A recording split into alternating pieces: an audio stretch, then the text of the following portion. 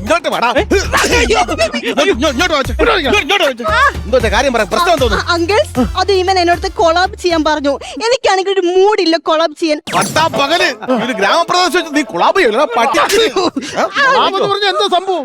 പണ്ട് നിന്റെ പകൽ അതിന് ചാന്തയായിട്ട് മറ്റേ തൊഴുത്തേക്ക് കിടന്നുണ്ട് കുളാബ് നാട്ടിലെ പൊക്കി കെട്ടിച്ച് ആ കുളാബ്. ശാന്തയായിട്ട് ഞാൻ കൊളാബ് ചെയ്തേ അല്ല. ശാന്ത ഞാൻ കല്യാണം കഴിച്ച് ഒന്നിച്ച് ജീവിക്കുന്നില്ലേ? ആ അന്തസ്സായിട്ട് ജീവിച്ച്. ഇവനെ മനസ്സിലായവന് ആ സുഭാഷിന്റെ ഇളയ ചെറുക്കനാണ്.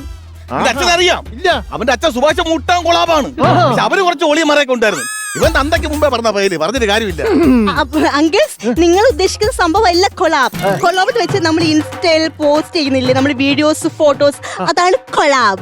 ബേബി ഇവരുടെ അടുത്ത് പറഞ്ഞിട്ട് കാര്യമില്ല. ഇവർക്ക് ഓൾറെഡി തന്ത വൈബ് അടിച്ചിരിക്കുന്ന ടീമിലാണ്. തന്തയ്ക്ക് വിളിച്ചളിയാ. തന്തയ്ക്ക് മാത്രല്ലേ, തന്റെ വൈഫ് അതായത് അമ്മയ്ക്കുമായി. അമ്മയ്ക്കും പറഞ്ഞ ഓൾഡ് ജനറേഷന്റെ ഒരു കാര്യം ഞാൻ അമ്മയ്ക്ക് പറഞ്ഞതല്ല. നിങ്ങളെ പോലെയുള്ളവരെ നമ്മൾ ന്യൂജൻ വിളിക്കുന്നതാണ് തന്ത വൈബ്. ഞങ്ങളുടെ പല വാക്കുകളും നിങ്ങൾക്ക് അറിയാൻ മേലഞ്ഞിട്ടാണ്. ഓ അവര് ന്യൂജൻ, നമ്മൾ ഓൾഡ് ജൻ. നീ വന്നേ കുഞ്ഞ, ഞാൻ ചോദിക്കട്ടെ, ഈ ഫോട്ടോയും വീഡിയോസും ഒക്കെ എടുത്തു കഴിഞ്ഞാൽ മോളെ ഇവൻ കല്യാണം കഴിക്കുമോ?